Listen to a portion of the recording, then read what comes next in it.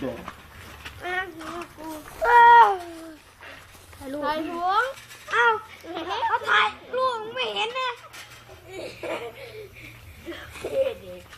ไม่น่ากิน5 โมงหรอกเดี๋ยวก็กลับแล้วโจ๊กไปยันเนี่ยกูทำวะกูต้องทำรถวะเน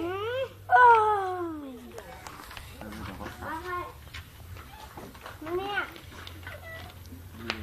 มันไม่ต้องอะไรเอาไม่ต้องอ่านก็จะแข่งนี่เราพักอยู่นอนตอนนี้ละไม่ต้องห่วงหรอกไม่ทะเลถลายไปไหนหรอกน้องครับบ้าน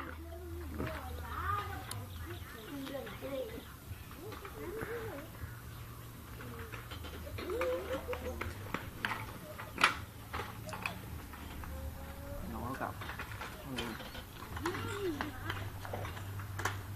ตรงนี้ล่ะแม่งโวยวายกูเยอะ